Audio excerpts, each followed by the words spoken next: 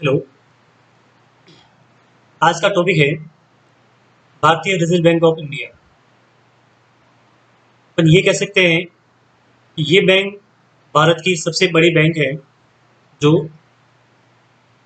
भारत में सभी बैंकों को, चाहे वो सरकारी हो या सहकारी हो या निजी बैंक हो, सबको कंट्रोल करती है और देश की वित्तीय व्यवस्था को सुचारू रूप से चलाती है, उनका मैनेजमेंट करती है, उनका नियंत्रण करती है। तो इसके बारे में अपन कुछ चर्चा करेंगे, बात करेंगे।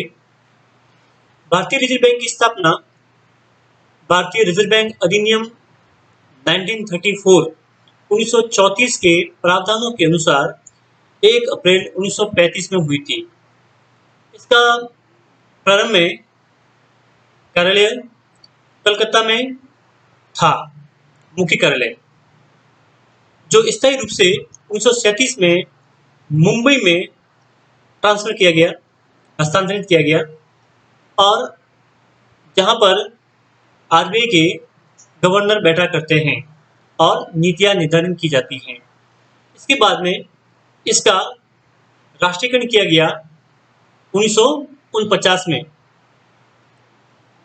आरबीआई के मुख्य कार्य आरबीआई के मुख्य कार्य में पहला कार्य है नोटों का निर्गमन करना, यानी नोट निर्गमन, इश्यू ऑफ नोट। भारत में 1 रुपए के नोट तथा सिक्के का निर्गमन भारत सरकार द्वारा तथा शेष जितने भी नोट हैं या सिक्के हैं, ठीक है, 2 रुपए, 5 रुपए, 10 रुपए, 20 रुपए, 100 रुपए, 500, 2000, 1000 रुपए के नोट बंद हो गए, लेकिन वो भी निर्गमन आरबीआई द्वारा ही किए जाते हैं। 1 रुपए के नोट तथा सिक्के भी रिजर्व बैंक द्वारा ही चलाए जाते हैं, इश्यू किए जाते हैं, जारी किए जाते हैं। इस प्रकार देश में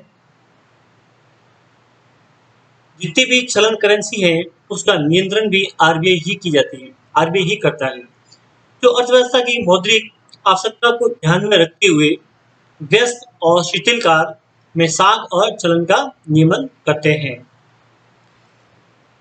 रिजर्व बैंक के 10 निर्गमन कार्यालय मुंबई, बाईकुला मुंबई, बेंगलोर, कानपुर, कलकत्ता, हैदराबाद, मद्रास, नागपुर, पटना, नई दिल्ली में है तथा एक उप कार्यालय गुवाहाटी में है।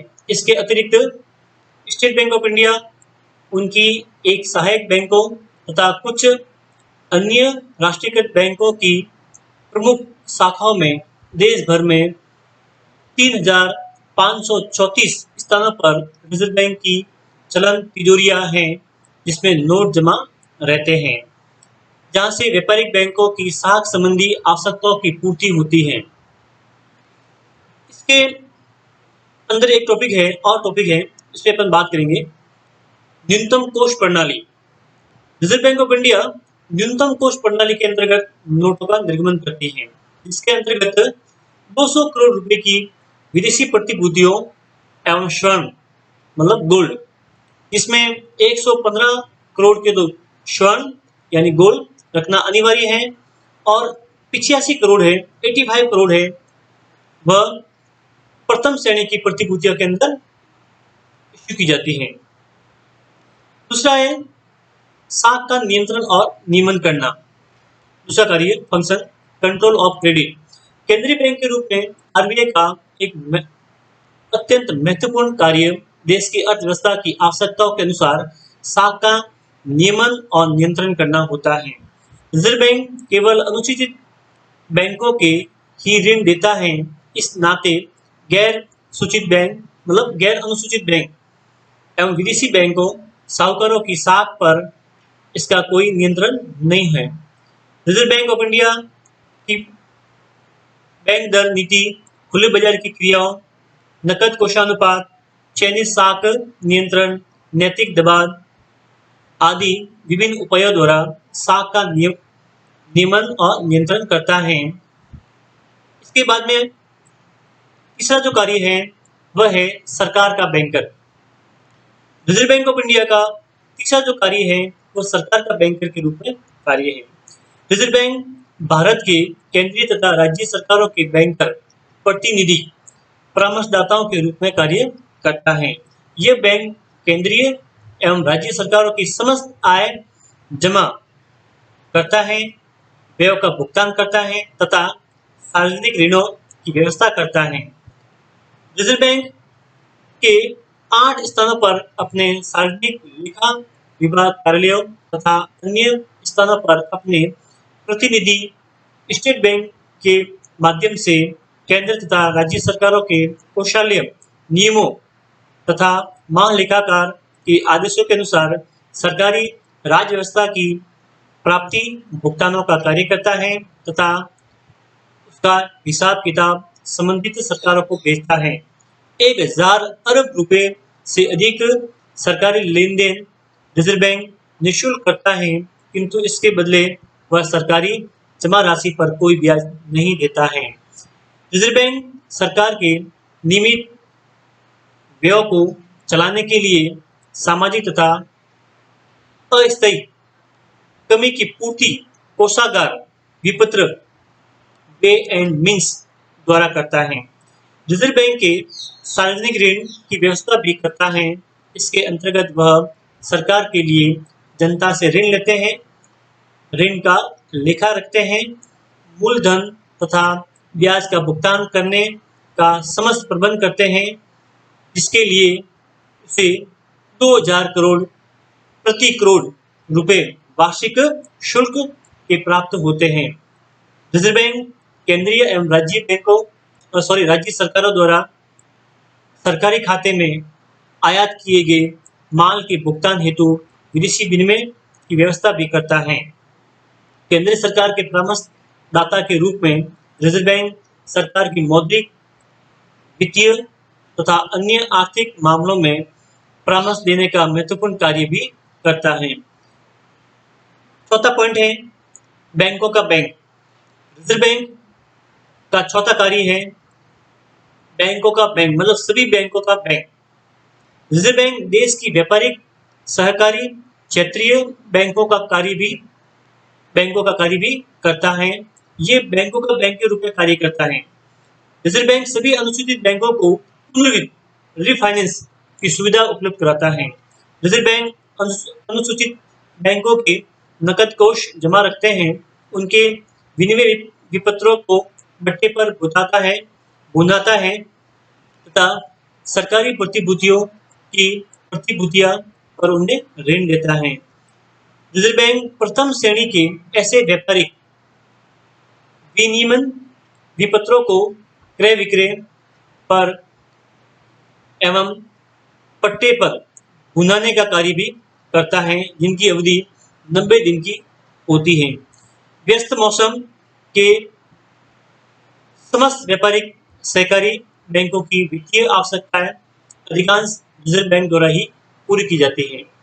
नेक्स्ट है बैंकिंग व्यवस्था का नियमन और नियंत्रण करना। देश की संपूर्ण बैंकिंग व्यवस्था रिजर्व बैंक के नियमन और नियंत्रण के अंतर्गत कार्य करती है। इसके अंतर्गत कुछ खास जो इसमें पॉइंट बताए हैं वो मैं आपको बताता हूँ। पहला है लाइसेंस देना। भारत में स्थापित होने वाले प्रत्येक बैंक को रिजर्व बैंक से लाइसेंस प्राप्त करना अनिवार्य होता है। इसके लिए उसे निर्धारित शर्तों को पूरा करनी होता है। लाइसेंस प्राप्त करने के पश्चात ही या बाद में ही कोई भी बैंक नियमित रूप से कार्य कर सकता है। इसकी शर्त को यदि कोई भंग करता है तो वह कार्य नहीं कर पाता, उसका लाइसेंस रद्द किया जा सकता है। प्रबंध। रिजर्व बैंक अन्य बैंकों की प्रबंध व्यवस्था पर नियंत्रण रखता है। यदि वह किसी बैंक के संचालन या प्रबंधक को अवांछित व्यक्ति समझता है तो बैंकिंग अधिनियम की धारा 10 द्वारा प्राप्त अधिकारों या अधिकार के अंतर्गत ऐसे व्यक्ति को पद से हटाया जा सकता है। तरल कोष लिक्विड रिजर्व। भारतीय रिजर्व बैंक अधिनियम की धारा 24 के अंतर्गत प्रत्येक बैंक के अपनी कुल जमाओं का 25% मतलब 25% नकद कोष अनुमोदित प्रतिभूतियों में रखना होता है। इस प्रकार अनुभूति बैंकों को अपने कुल दायित्व का कम से कम 3% कोष रखना पड़ता है। अनुसूचित बैंकों को अपने कोष रिजर्व बैंक में तथा अन्य बैंकों से अपने पास या यदि वे चाहे तो रिजर्व बैंक के पास रखने होते हैं। अनुसूचित बैंकों की जमा पूंजी पर तरल कोषों का प्रतिशत आवश्यकता अनुसार बढ़ाया जा सकता है, घटाया भी जा सकता है। शाखा विस्तार, नेक्स्ट पॉइंट है ब्रांच एक्सटेंशन। किसी भी बैंक को भारत में किसी भाग में अपनी नई शाखा खोलने से पूर्व रिजर्व बैंक की अनुमति लेनी होती है। रिजर्व बैंक अनुमति देने से पूर्व प्रस्तावित शाखा के औचित्य का परीक्षण उस बैंक की प्रबंध एवं वित्तीय व्यवस्था तथा जनता एवं बैंक की दृष्टि से प्रस्तावित शाखा की उपयोगिता का मूल्यांकन करता है। उसके बाद ही उसकी शाखा विस्तार कर सकता है। निरीक्षण, भारतीय रिजर्व बैंक अधिनियम की धारा 35 के अंतर्गत रिजर्व बैंक को निरीक्षण संबंधी व्यापक अधिकार प्राप्त हैं। इसके अंतर्गत रिजर्व बैंक किसी भी बैंक की पूंजी, कोष, नकद राशि, ऋण एवं उनकी प्रतिभूतियों, प्रबंध एवं व्यवस्था आदि की पूर्ण जांच कर सकता है। यदि कोई अनियमितता हो तो उन्हें एक निर्धारित समय में दूर करने की चेतावनी भी देता है। फिर भी सुधार न हो तो रिजर्व बैंक उस पर बैंक के सुधार हेतु एक अधिकारी नियुक्त कर सकता है। यदि सुधार की कोई संभावना न हो तो रिजर्व बैंक उसे बैंक को अवसायन या विलयन की व्यवस्था कर सकता है। अवसायन या विलयन क्या है, इसके बारे में अपन बात करेंगे।